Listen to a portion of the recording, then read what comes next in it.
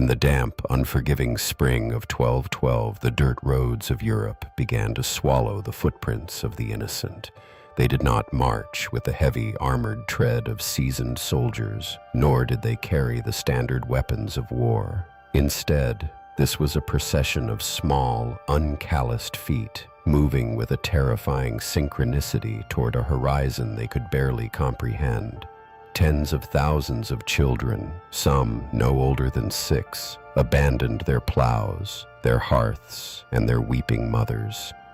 Their eyes were wide with a feverish, unnatural devotion, fixed upon a singular, impossible destination.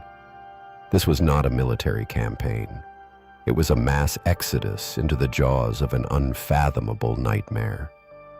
To understand the soil from which this grotesque phenomenon sprang, one must look at the grim reality of the early 13th century.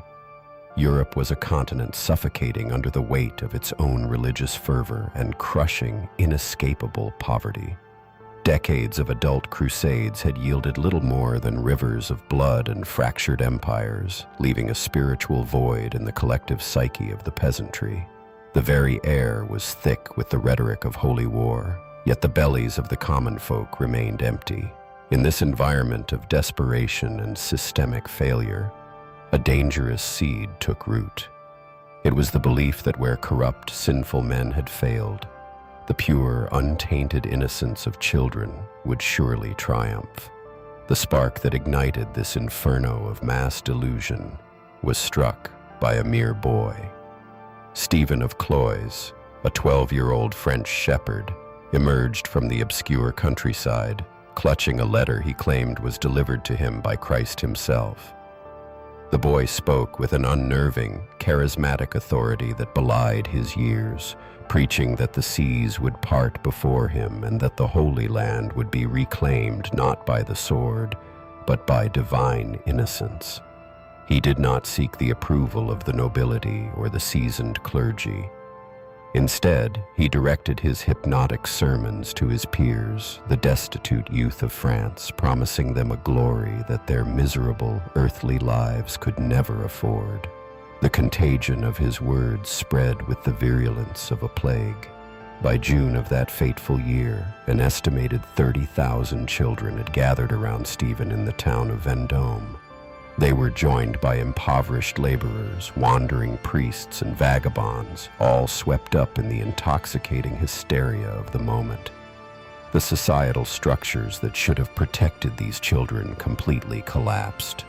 Parents pleaded, priests warned, and the French monarchy ordered them to disperse, but the fever had already claimed their minds. The mass moved like a single entranced organism, blind to the treacherous reality of the thousands of miles that lay ahead. As the French countryside emptied its youth into this perilous tide, a parallel horror was unfolding across the borders. In Germany, another boy named Nicholas of Cologne had taken up the mantle of a prophet. Wearing a Tau cross and commanding a massive following of his own, Nicholas promised his flock that they would march to the Mediterranean Sea, where the waters would cleave apart, granting them dry passage to Jerusalem. 2 massive columns of children, separated by geography but united by a fatal delusion, were now mobilizing. The adult world watched in a state of paralyzed awe and quiet complicity, allowing the most vulnerable members of their society to walk willingly toward their own destruction. The grim reality of their undertaking manifested almost immediately as the German contingent began their ascent into the unforgiving Alps. The children had no supply lines, no winter clothing, and no understanding of the brutal geography that stood between them and the coast.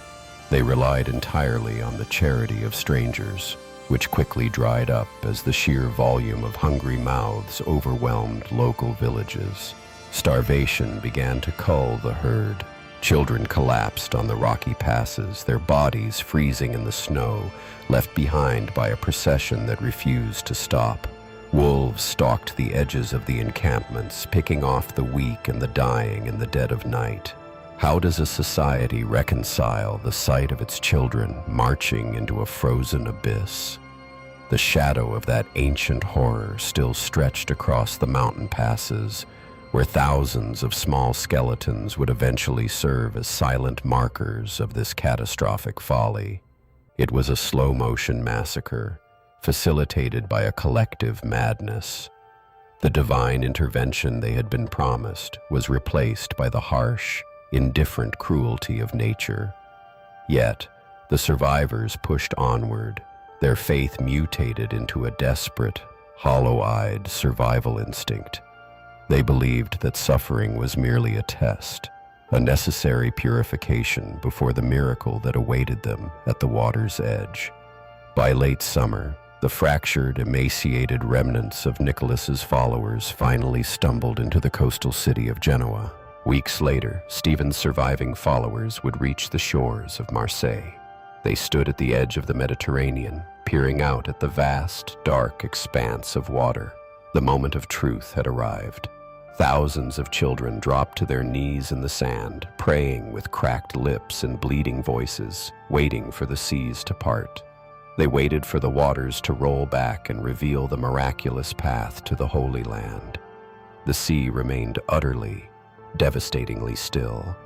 The waves crashed against the shore with the same rhythmic indifference they had maintained for millennia. Hours turned into days, and the crushing weight of reality finally broke the spell.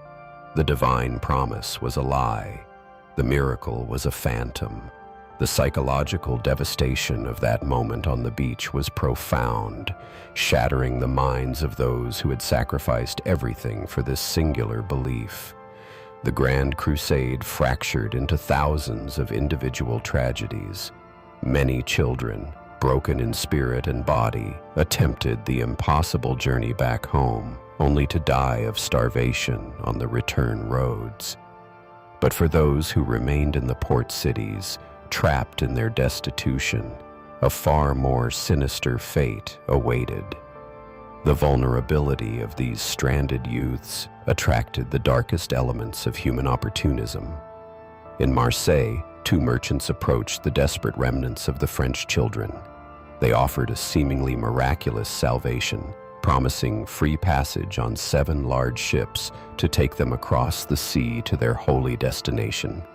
To the exhausted, desperate children, it appeared that God had finally answered their prayers, merely choosing wooden vessels instead of parting the waters. With renewed, tragic hope, thousands boarded the ships and sailed out into the Mediterranean. They were not sailing towards salvation. The merchants had orchestrated one of the most callous betrayals in medieval history.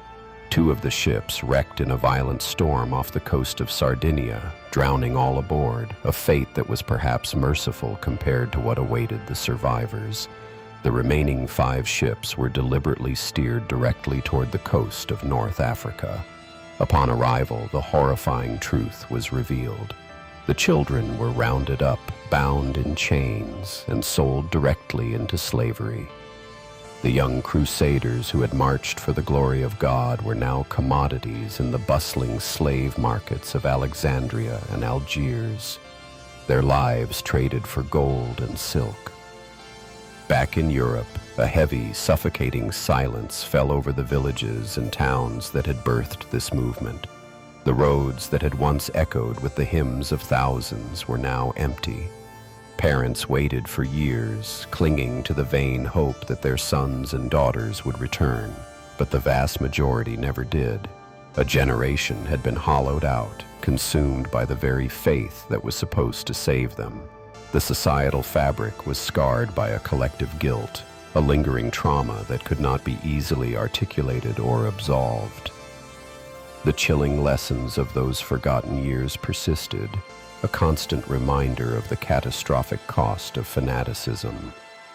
The church, which had largely stood by as the disaster unfolded, was forced to confront the grim aftermath. The ecclesiastical authorities would later use the children's fervor to shame adults into embarking on subsequent, equally bloody campaigns, weaponizing their tragedy for political gain.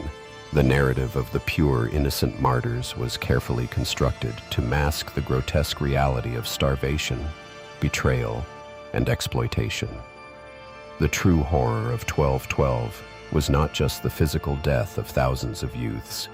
It was the total, systemic failure of the adult world to protect them from the predatory nature of their own beliefs.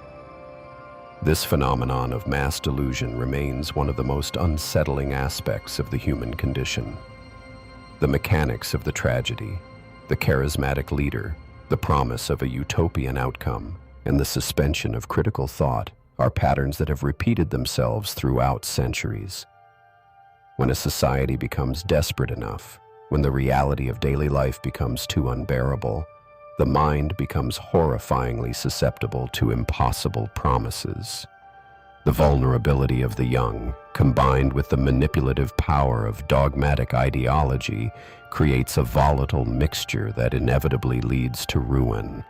The merchants of Marseille were merely the final executioners in a tragedy authored by a society that had lost its moral compass. Today, the exact paths taken by Stephen of Cloyes and Nicholas of Cologne are lost to time, buried beneath centuries of modern development and historical revisionism. But the psychological footprint of their doomed march remains. If you stand on the shores of the Mediterranean, where the water meets the sand, it is not difficult to imagine the ghosts of 1212. Thousands of small figures staring out into an indifferent sea, waiting for a miracle that will never come, before being swallowed whole by the darkness of human greed. Their silence is a permanent, chilling testament to the dangers of blind faith and the grim reality of a world that preys upon its most innocent souls.